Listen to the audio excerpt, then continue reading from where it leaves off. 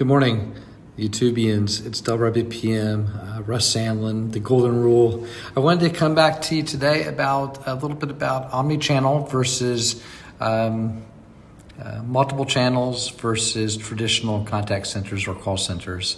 So back in the day when I was first coming up, we just had call centers. They weren't even called call centers. They were back offices for places like banks, phone companies, things of that nature. We've come a long ways. That was back in the 70s and 80s. I started out in 1981, believe it or not, working in what would become a contact center as a customer service agent. Did a little bit of telemarketing back then too.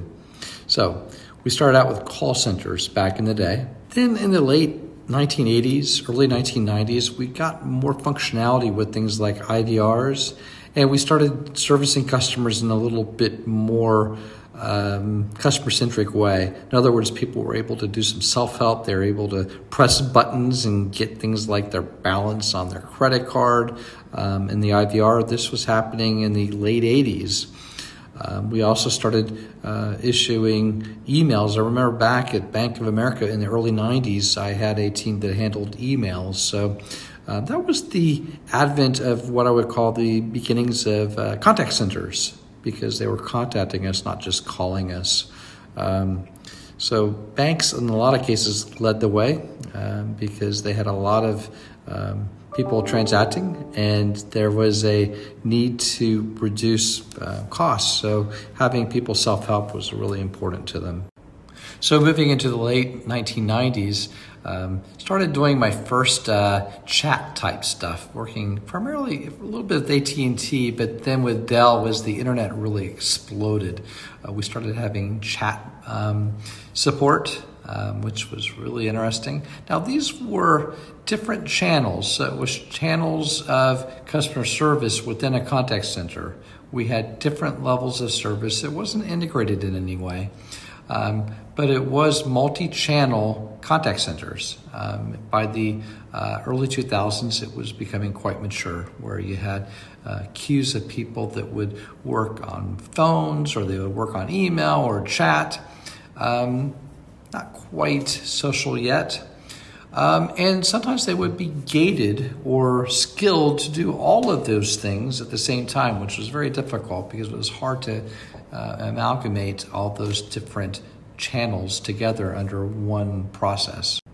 So fast forward to the teens, and methodologies to meet customers where they want to be met really matured. So you have the better contact centers using what I would call the beginnings of Omni-Channel, using machine learning, using workflows and CRMs that keep track of customers, and in some cases actually keeping track of things like social handles, keeping track of the entire life cycle of a customer, no matter how he reaches you and whatever his or her preferences are, whether it's social or phone. So that would be omni-channel, and very few do it well, but many are trying to do it, and everyone says they're doing it. So omni-channel is the way to go moving forward.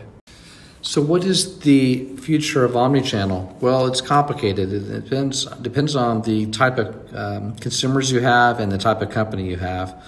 Data privacy is a really big concern. So there's a lot of secondary and tertiary players out there that provide you with tools to be able to interact. And there's a lot of inexpensive products out there. But to have truly omni-channel and safe platforms, unfortunately, you're going to have to probably spend a little bit of money.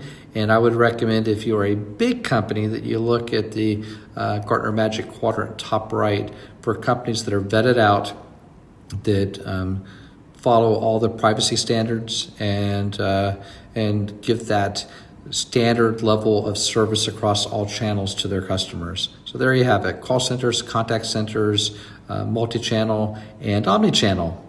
So reach out to me if you have any questions. Thank you. I would be remiss if I didn't talk about some of the latest trends. If you are a up-and-coming startup, the newest trends that I'm seeing are people using, they don't even go omni-channel. They use QR codes. You click on it, You can do whatever you want with the QR code, or you could even click and have a voice call or a video call with tech support if you need it, like if you have a drone and you want to see a demonstration. So that's really a slick new way. It's not even omni-channel. So you've got people that are really using mobile phones and apps, and that's the only thing they're ever going to do. They're not going to email you. They're never going to go to Facebook because they don't use Facebook anymore. They're just going to click on a QR code or something and expect you to be there on the ready for them. So I would be remiss if I didn't talk about that latest new really cool trend. Thank you. Talk to you later.